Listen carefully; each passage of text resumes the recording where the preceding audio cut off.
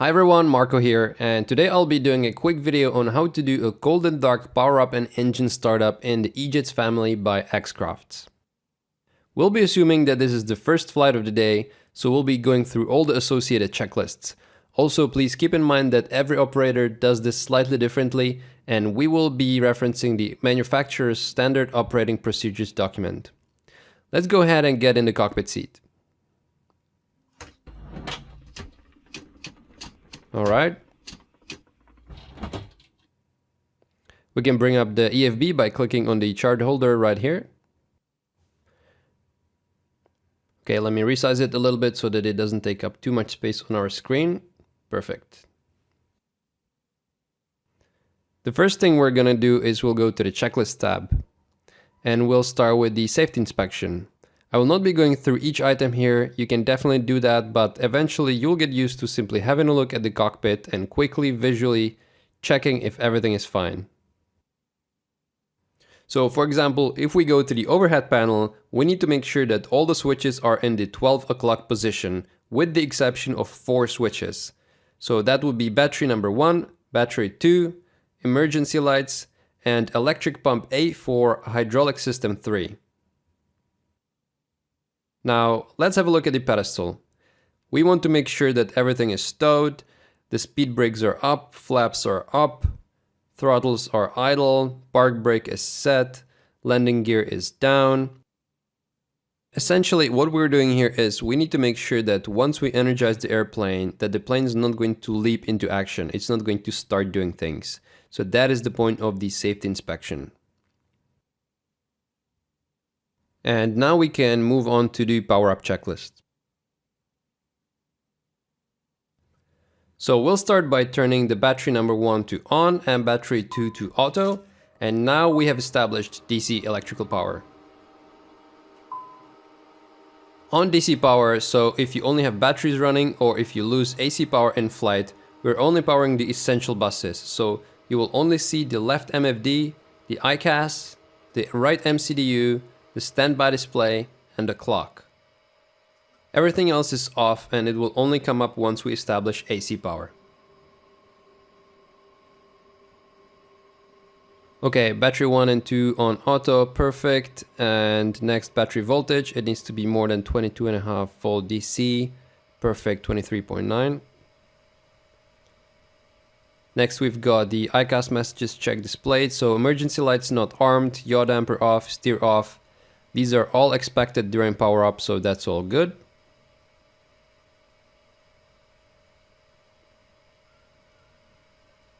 Next up, we've got the GPU button, if applicable, push in. In this video, we'll only be doing the APU start, so if you're interested in the GPU start, just watch our second video. So before we turn the APU on, we need to make sure to check the fire extinguisher panel. Here we want to press the fire test button. When we press it, we want to see 6 illuminated items here. 1, 2, 3, 4, 5, 6. When we come down here on the ICAS, we want to see 5 warning messages and we want to see 4 illuminated items here. That will be the 2 master warnings and 2 ITT fire annunciators. So let's go ahead and do that. I'll press the fire test button. Okay, 1, 2, 3, 4, 5, 6. 1, 2, 3, 4, 5. And 1, 2, 3, 4. Perfect. 6, 5, 4. I'm going to extinguish that. Great. So next we can go ahead and turn the APU on. At that point, we will see dashes show on the ICAS, and once the dashes are gone and we see the numbers in the yellow box, we can then safely go and turn the APU switch to start. So let's go back and do that. Hold it for a second or two, and now we'll see the APU starting to spool up. At this point, we can move back here and have a panoramic view of the entire cockpit, because it's pretty much going to look like a Christmas tree when all the avionics start lighting up. At around 95% APU, we will hear the avionic fans start spinning and we will see the panel lights turn on, followed by the rest of all the screens.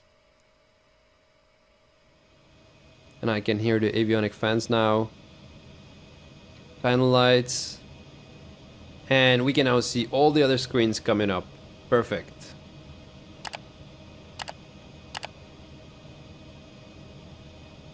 So you can see that it will take a bit of time before everything loads fully. We've got IRS aligning, and in the meantime we can go ahead and continue our checklist. So we've got APU on right now, that's all good. We can also check the electrical page. We can see that the APU is running all the buses right now. We can go back to status. Next we've got the DVDR control panel, so we'll go up here, press the DVDR test button and make sure that there are no ICAS messages related to DVDR. Perfect. Next we've got the annunciators test button, so we will go ahead and press the button and make sure that all the annunciators around the cockpit are illuminated, apart from the ones that are illuminated during other tests. So we can see that they're all on. Great. I'm gonna let go now. Next, emergency light selector on, then armed. So right now it says emergency light not armed on the ICAS. We're going to go ahead and turn it to on. We'll see the light come on, and we'll also see on the ICAS that it says emergency light on, emergency light not armed. So that's checked, and we can turn it back to the armed position. Next we've got the nav switch. So the nav light switch will pretty much always be on. Even when you come to the cold and dark plane, it's common practice to always leave it there. The reason for that is so that whenever you energize the plane, the lights will immediately come on and the ground crew will see that. Next we've got the hydraulic panel and EFB. EFB we've got right here, and hydraulic panel, it's looking all good. 12 o'clock, 12 o'clock, 12 o'clock, and this one can stay off for now. So next up we've got the before start checklist. You can see that the checklist is divided with a horizontal line in the middle. You can do the first part of the checklist to the line while the doors are still open. The second half should happen when all the cabin doors are closed, so let's go ahead and start with the first half of the checklist. Passenger signs panel, we can set them all to on. Pressurization panel, all looking fine.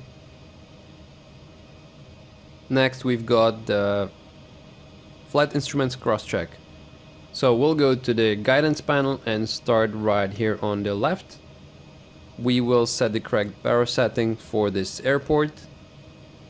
Next we will check the heading, and we'll also make sure that the heading matches the compass, which it does, and we would normally also set it to the departure runway heading. Then we've got the source, which indicates which pilot is going to be flying. That is indicated with this arrow right here. On this plane, the autopilot is always coupled to the captain's side. For now, we don't have the FO side implemented yet, but that is something we're planning for a future update. So next we've got the speed, which you can set to the departure speed, or we can also set it to the FMS speed once we've got the FMS loaded by clicking on the switch underneath the knob. And then we've got the altitude, we can set it to 10,000 feet and make sure that we are in feet. If you click in the middle of the knob, you will also display the altitude in meters. And that's pretty much it for the guidance panel. If you want, you can also check all the synoptic pages and check that all the systems are good, but we're gonna go further. Next we've got the oxygen mask. So we want to press the test button and make sure that we will see an indication that the oxygen is flowing, as well as hear the oxygen flowing through the cockpit speakers.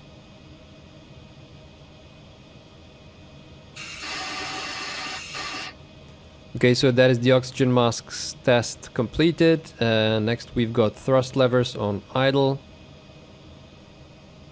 That's correct. At this point we can also set the audio panel volumes.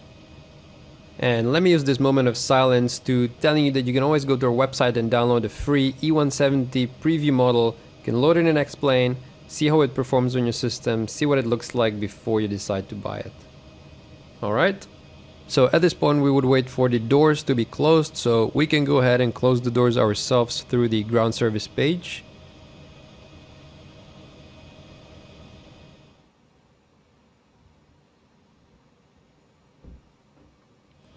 Okay, now we can go back and finish our before start checklist.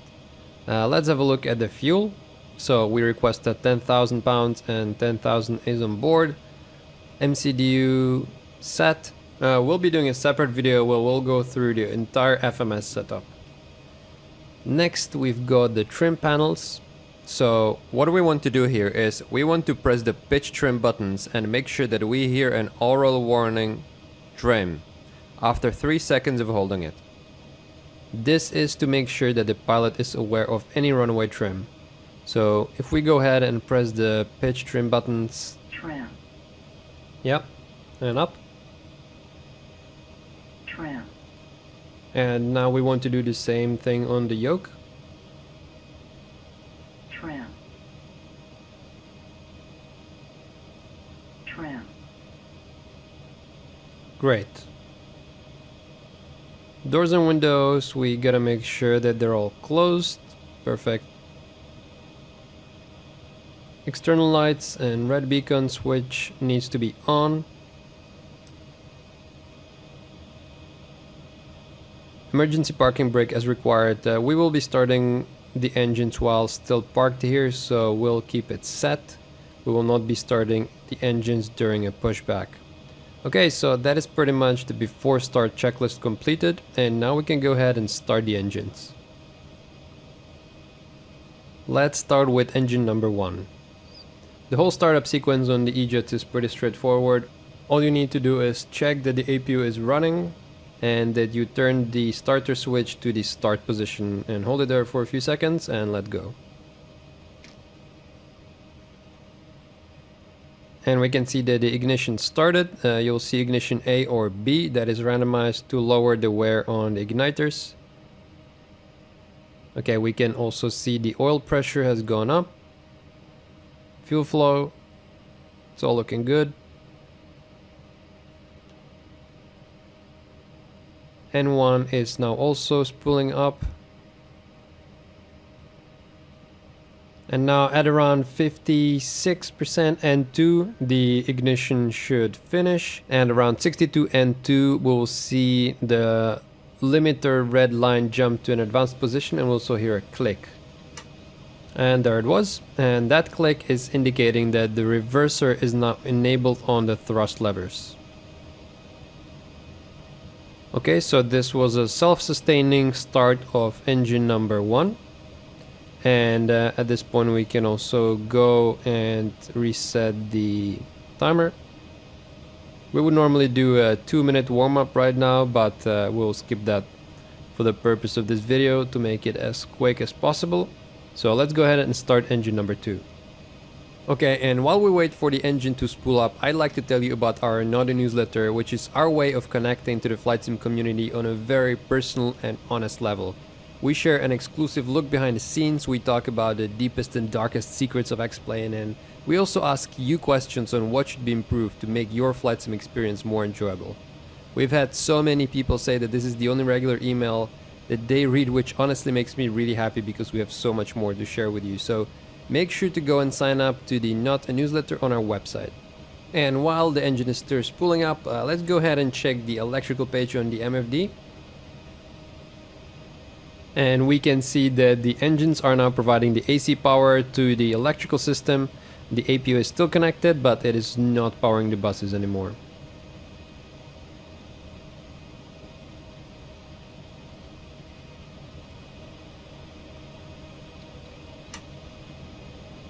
And that is the click that we were waiting for, meaning that engine number 2 has started properly and we've got both engines running right now. We can stop the timer by clicking the chronometer button, and then once it stops we want to press the reset button, which will remove the digits. So now that we've got both engines running, we can probably go ahead and turn off the APU. We'll turn it to the stop position and we'll see APU shutting down on the ICAS, and it will take about a minute for the APU to cool down, and then it will start shutting down all the way. Let's check the after start checklist. So that is ground equipment removed, done. Slat flaps set based on your takeoff configuration, and flight controls checked. We can check that on the flight controls page. By the way, we have lost the carrot. So if you see a carrot somewhere in our products, in our video, or anywhere on our website, please let us know. If you want to know why on earth I hide carrots everywhere, if you find the carrot in the plane, there is a QR code, and if you scan it, you'll be able to find out why. Alright guys, I hope that this video was helpful. If you have any questions or any feedback, please let us know in the comments, and I'll see you next time.